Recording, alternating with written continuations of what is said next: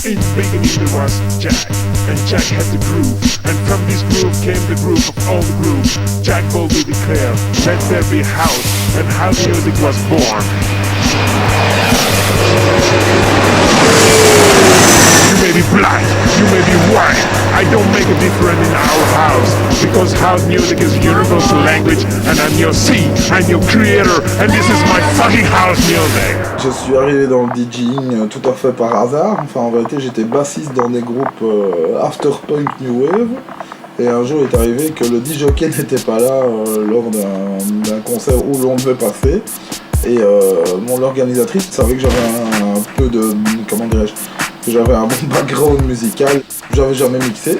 J'ai pris les rênes et j'ai commencé à mixer, mais il y a de ça presque 20 ans, non, 20 ans maintenant. Et bon, ça m'a plu, j'ai foutu tout de suite, enfin, j'ai pas foutu tout de suite le feu, mais il y a eu vraiment une ambiance du tonnet. Puis je me suis dit, bon, pourquoi pas, et j'ai rajouté ça comme corde. Et puis pour finir, disons, j'ai arrêté la basse dans des groupes punk, je me suis plus consacré au DJing.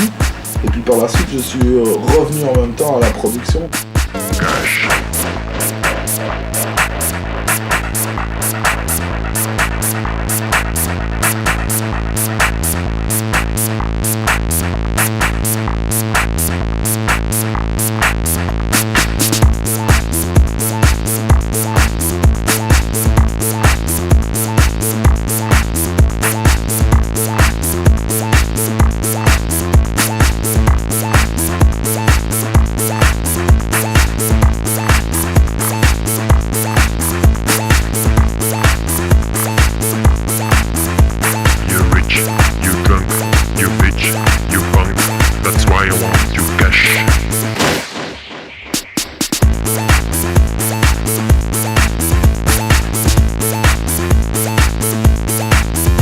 Mes premières armes, je les ai fait à Gand.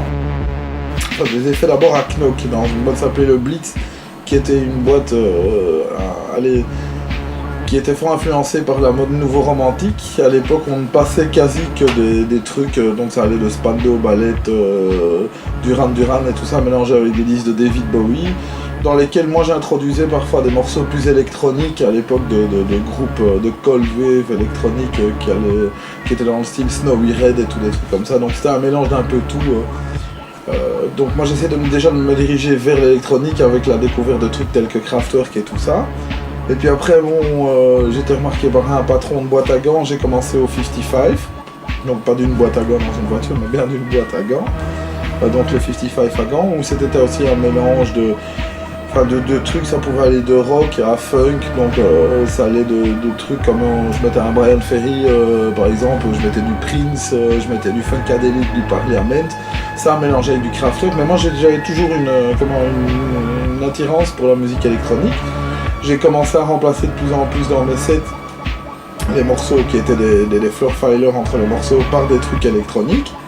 Donc, et de là j'ai abouti, parce que on était toute une bande de disjockeys de Gand et d'Anvers qui étions fascinés par la musique électronique. On avait l'habitude de rejouer des morceaux, par exemple de Body, on les jouait beaucoup plus lents, c'est-à-dire que c'était des morceaux qui étaient prévus à la base pour être joués en 45 tours, on les jouait à 33 plus 8, comme ça donnait un nouveau son, on mélangeait ça à des trucs funk, parce que ça restait dans le groove du funk. Donc ce son-là a donné la New Beat. Donc le classique de la New Beat. Très vite, très exagéré, mais le vieux son est déjà là, et la vitesse aussi. Mais un peu plus tard, en New Beat, ça sonnait comme ça. Et c'est le même morceau, mais l'atmosphère a totalement changé, et aussi le mouvement, comment les gens dansaient. C'était robot disco, et l'autre c'était plutôt tu sautes sur la place et on va voir où on va aller. Mais le rapport maintenant avec New Beat est plutôt autre chose que ça, parce que les gens se souviennent seulement des trucs commerciaux de la New Beat, mais ça sont les moments que vraiment le truc électronique a changé et c'était plus comme avant, le moment que ça sortait.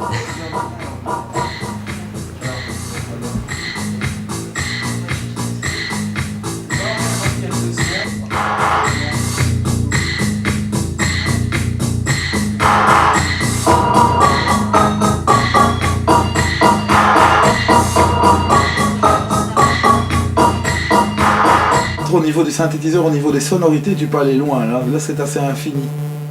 au niveau de toutes les créations sonores, tu peux atteindre les timbres, les couleurs, et tout ça avec les synthétiseurs, c'est grave, c'est un truc qui, allez, disons, dans les années fin en 79, je crois que j'avais acheté mon premier synthé, c'était un truc, allez, vraiment, c'était fascinant, quoi, qu'avec ça tu puisses aller si loin dans les trucs, inventer même des sons qui sont inimaginables, parce qu'avant, bon, un violon sonne comme un violon, un truc sonne comme...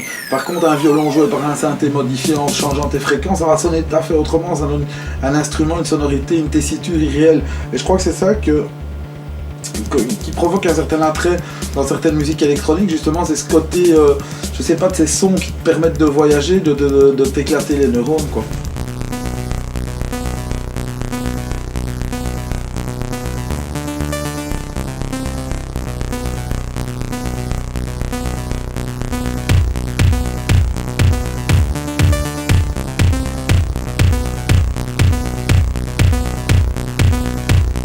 À l'époque, il y a une vraie cassure entre un son qui était 100% électronique, qui était la New Beat. Il y a eu un grand rejet du public par rapport à ça. Et puis il a dû prendre sa maturité. Il y a une diversification, la techno, etc., ou la house, la garage, etc. Mais c'était vraiment la première fois, comme le rock'n'roll, qu'on ait une cassure absolue avec le passé. Le son de New Beat et le son continental de l'Europe, c'est vraiment dark.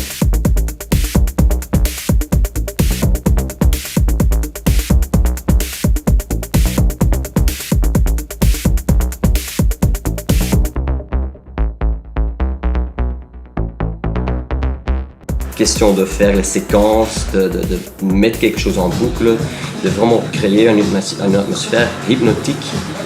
C'est exactement la même chose comme ils font encore maintenant, et c'est eux qui étaient les premiers à le faire. C'était vraiment dans leur studio qui tapaient une ligne de basse, laissaient tourner pendant 7 minutes, et c'était assez. Donc maintenant en techno on fait encore exactement la même chose. En house, idem dito, donc l'influence est encore fort là. Et les sons, oui, en électro et tout ça, on ressent fort encore les mêmes genres de presets, de synthé, de tout ça. Les gens ont évolué. Ça, c'était la révolution à l'époque. Maintenant, c'est l'évolution depuis au moins 10 ans.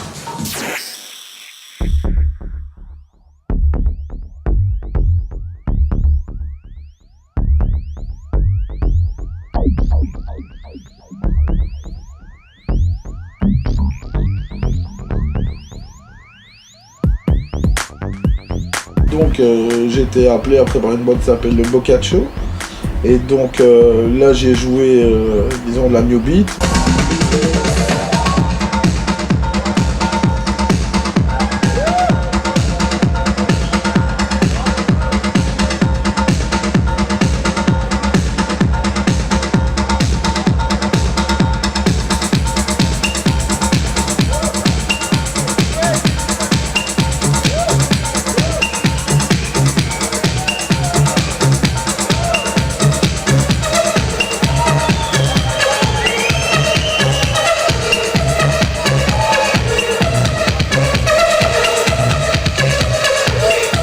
À l'époque, il n'y avait pas tellement beaucoup de DJ parce que le concept DJ, quand moi j'ai commencé, quand ces DJ jouaient là-bas, c'était quelqu'un qui était caché.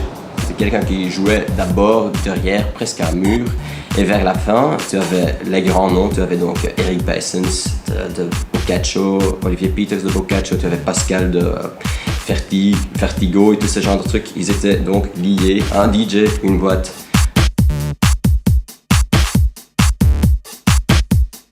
Donc la boîte a pris une tendance plus hausse. De là, j'ai migré vers la Rocka où j'ai exercé une fonction de DJ pendant 10 ans. Donc là, je suis passé par toute l'évolution de la house et des musiques électroniques. Et maintenant, c'est juste vraiment un super bon DJ qui joue deep house, tech house. Avec quoi qu'il a commencé à la base, c'est un mec qui est très soul en soi-même, mais qui a senti le soul dans le truc qui n'a pas de soul, qui est New Beat. Parce que c'est, comme ils disent en Angleterre, c'est soulful music for soulless people, donc musique de soul pour les gens qui n'ont pas de soul. Faut pas oublier, Eric, c'est quand même un des pionniers de cette musique en Belgique à l'époque de la gaieté, et je te parle aussi même avant 88. C'est un pionnier, et si quelqu'un ressent vraiment bien cette musique et qui est vraiment connaisseur, c'est bien Eric. Et puis après, disons, disons de bons et loyaux services, j'ai arrêté à la Roca et je suis parti retourner à Bruxelles, disons mon lieu de prédilection, et j'ai été jouer au Wooswoosland dans un concept de mélange de DJing et un mélange entre DJing et musicien live, donc on avait appelé l'expérience Studio Live.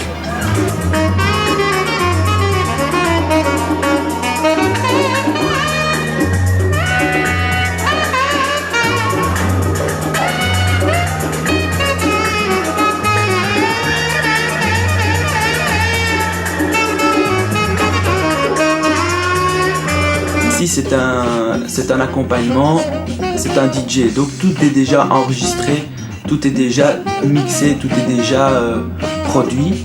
Et alors moi en tant qu'instrumentiste, je dois venir me fondre dans cet enregistrement.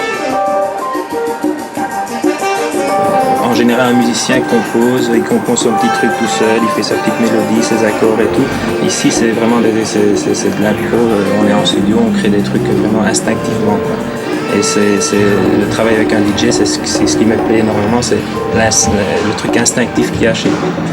Il va rentrer dans un truc que je ne m'attends pas, qui sort de mes cordes, qui sort de mon background musical.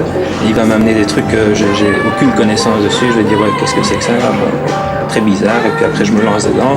Et puis on arrive à un compromis, et puis on arrive à un truc qui nous plaît. En studio, en général, le DJ, quand il se met en tant que producteur, en tant qu'ingénieur du son, en général, c'est ce qui plaît aux gens au niveau, disons, de la texture des sons, ce que le musicien, en général, ne sait pas, quoi. C'est-à-dire, par exemple, au niveau des basses, il y a certaines rondeurs de basse que le DJ va amener parce qu'il sait très bien que c'est ce qui plaît aux gens, tandis que le musicien, bon, c'est pas un truc qui le touche vraiment.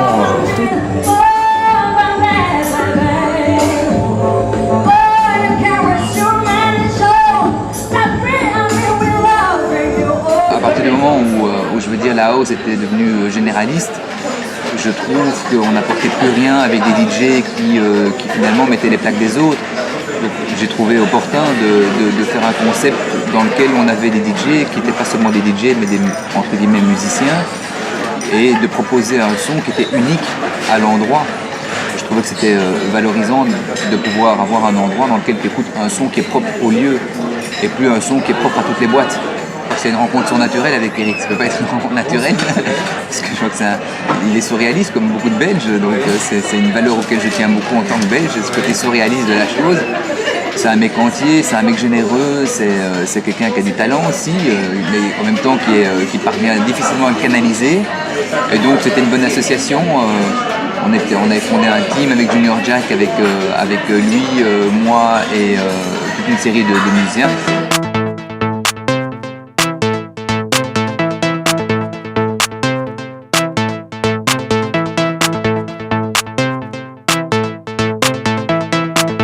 Enfin bon, c'est une musique qui permet à des gens seuls, avec moins de frais, de créer leur propre musique avec leur propre goût. Donc c'est la base, on en revient déjà à la définition du mot house, où bon, c'est le DJ qui a créé la propre musique qu'il avait envie d'entendre, et ça c'est la musique électronique. Donc maintenant avec les facilités offertes par l'électronique, ça permet à une seule personne de créer des morceaux, des songs à moindre frais et faire des produits finis lui-même, quoi.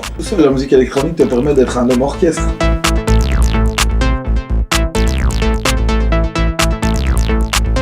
Mais par exemple, dans tout ce qui a tendance plutôt disco, funk, je pense que tout a été créé.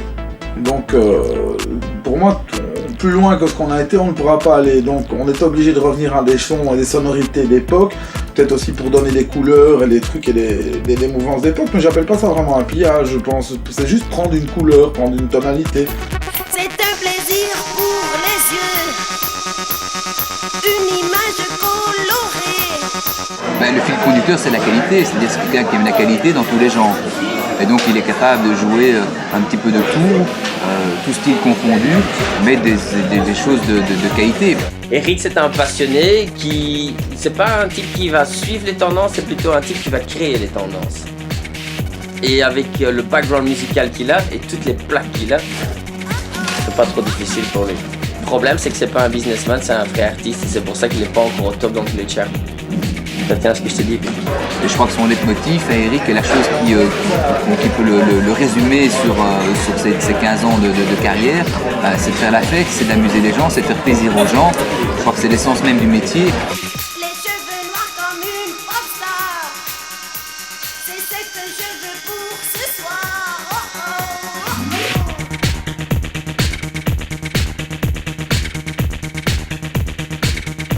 Je pense que maintenant les DJ ont plus de cartes blanches, peuvent plus imposer leur goût, plus aller dans leur direction, mais je pense aussi quelque chose qui va devenir de plus en plus dur pour le DJ, c'est que le DJ devra être moins monocorde à l'avenir, c'est-à-dire devra moins jouer, venir avec sa caisse, son set préparé, et devra plus se laisser aller à du freestyle comme c'est déjà le cas en Angleterre.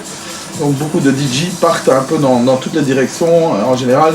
C'est pour ça que beaucoup de DJ en Angleterre sont des DJ un peu plus âgés, qu'en général un énorme background. Ce sont des types qui savent débarquer par exemple avec une plaque de 82 qui correspond à un truc de maintenant mélangé.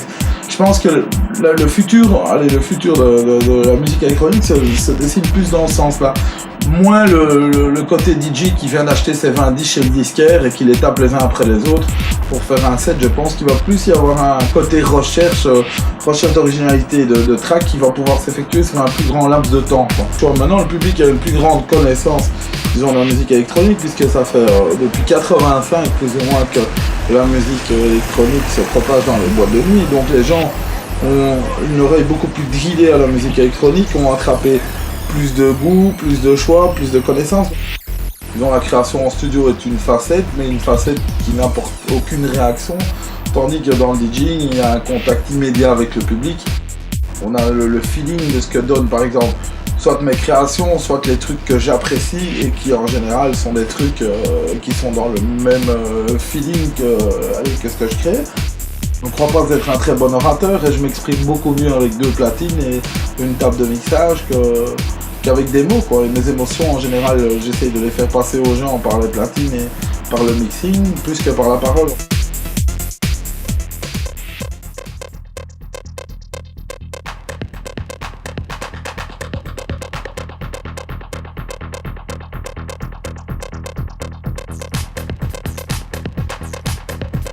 Les DJ, c'est un peu comme le vin, je pense. Au plus tu vieillis, au plus tu as de background, au plus tu peux amener des bagages. Et je pense que tout ce type de DJ qui ont dépassé le cap de la trentaine, en général, sont des DJ qui ont vécu toutes les époques, qui peuvent aussi bien parler de funk, de new wave, parce qu'ils ont connu toutes ces tendances.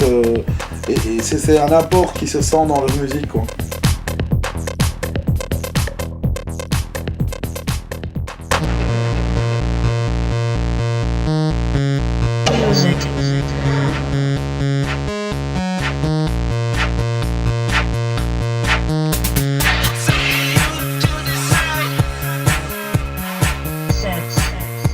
Lowland, c'est une société belge. Nous sommes dans le milieu de l'Europe et je pense que c'est un grand avantage.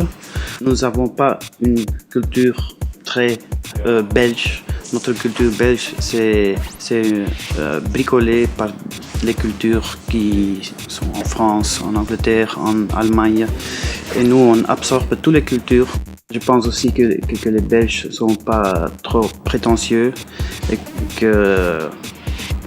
qu'ils font ça pour eux-mêmes et pas pour gagner de l'argent. Il a envoyé un CD électro, là j'ai craqué dessus, mais je ne connaissais pas Eric, je ne connaissais pas son passé. J'ai beaucoup aimé le track, donc j'ai signé sans me poser trop de questions. Maintenant je vois qu'il est très productif et qu'il est très réceptif aussi. C'est ça le futur de l'électro, qu'il écoute beaucoup de disques qui sortent maintenant, qu'il suit bien comment les sons des beats évoluent.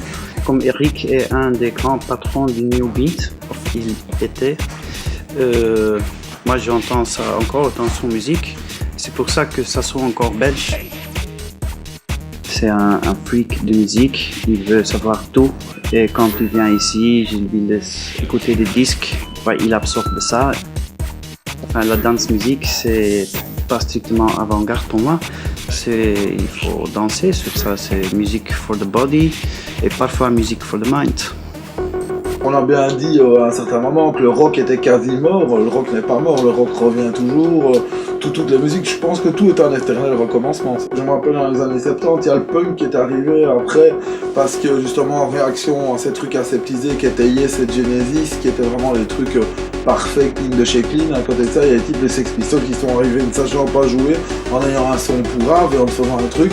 Et bon, ça a révolué vers la new wave. Maintenant, l'électro, comme je le dis, qui remarche pour le moment, est un peu la lutte à justement la house trop préfabriquée, trop produit fini, calculé, tout ça. Et l'électro a ce côté beaucoup plus rough comme ça, beaucoup plus basique. J'avais envie de trucs un peu plus spontanés, donc j'ai commencé à refaire des trucs plus synthétiques, plus instinctifs. Donc j'ai commencé à faire des trucs électro, avec une reprise de son très années 80 qui est assez tendance.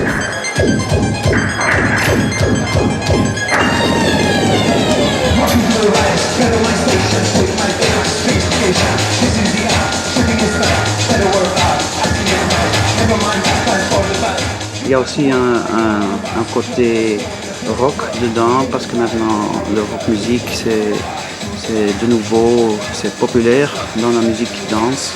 C'est aussi parce que il faut des visages, il faut des vraies personnes. Le backlash à ça, parce qu'ils jouent live, ils sont pas anonymes, ils sont pas des techno-DJs qui sont derrière les platines cachées.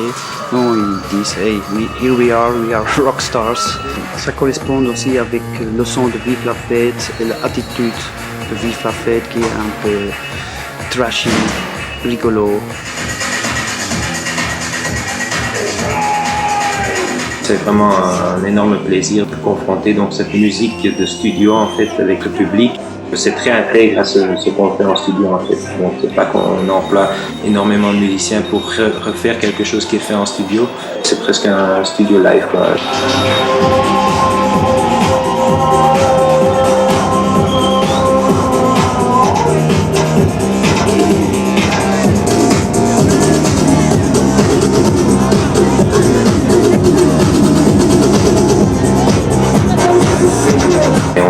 À évoluer en reprenant des covers de Heyday of Punk, donc des Clash, Yandery, de Sex Pistols.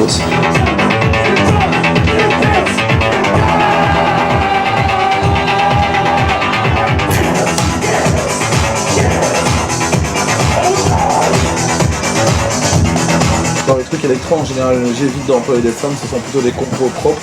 Même si on fait des covers, c'est-à-dire donc des covers, on reprend des morceaux originaux qu'on détourne un peu de leur contexte, c'est-à-dire comme le morceau qu'on a fait avec Julian Kay, les Clash, donc qui était un morceau plutôt after punk avec une consonance funk qu'on a déformé complètement, qu'on a rendu rigide et électro.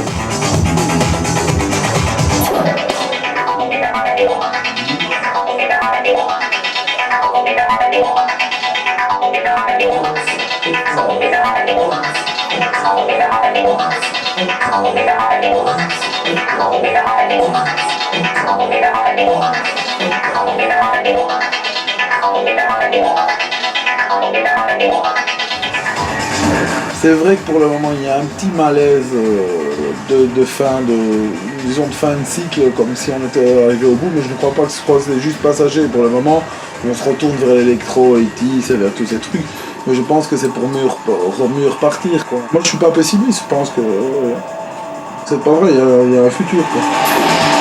À l'inverse de ce que disaient les punks, c'est pas nos futurs quoi.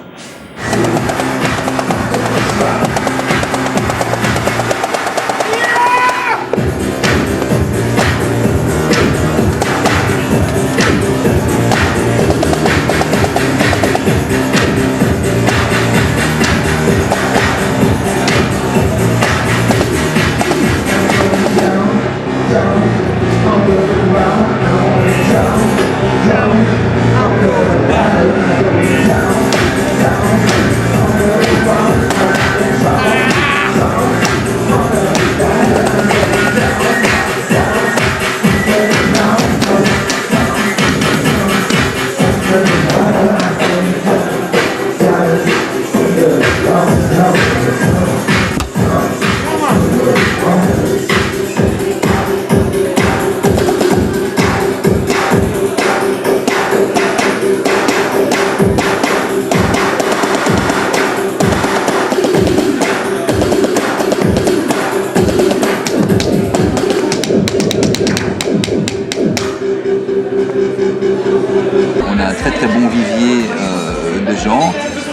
n'est pas dans un pays qui a une aura particulière. Donc on ne peut pas jouer la belge touch, c'est très difficile. Les Français se sont accaparés la hausse 5 ans après nous, mais ils ont l'image de Paris. Et donc je crois que quelqu'un comme Eric, positionné dans un pays comme l'Angleterre ou comme les États-Unis ou comme la France, aurait très bien pu mener une carrière internationale avec un nom aussi puissant que les autres. Je crois que c'est lié plus au territoire qu'à autre chose. Dans la musique, disons, tout un chacun le sait, il y a des hauts, des bas comme dans toute profession artistique. Donc on peut toucher le sommet, toucher le fond, remonter du fond jusqu'au sommet. On peut faire toute sa carrière en dents de scie, on peut la refaire au top. Enfin bon, nul n'est à l'abri de la chute du piédestal. Une fois qu'on appelle un musicien ou un DJ, on ne sait jamais où on va tomber. Et ça m'a toujours étonné de voir qu'en partant de la soirée, les gens étaient toujours éclairés et en même temps contents de la prestation, parce qu'Eric a une certaine couleur. La musique n'est pas quelque chose de facile. C'est un passionné, c'est un fou de la musique, il vit que pour ça. C'est un passionné et c'est quelqu'un qui nous enterre à tous. Moi je m'imagine pas, à moins d'être atteint de surdité, et encore, je crois que j'essaierais de trouver un moyen de faire ma musique comme Beethoven peut-être.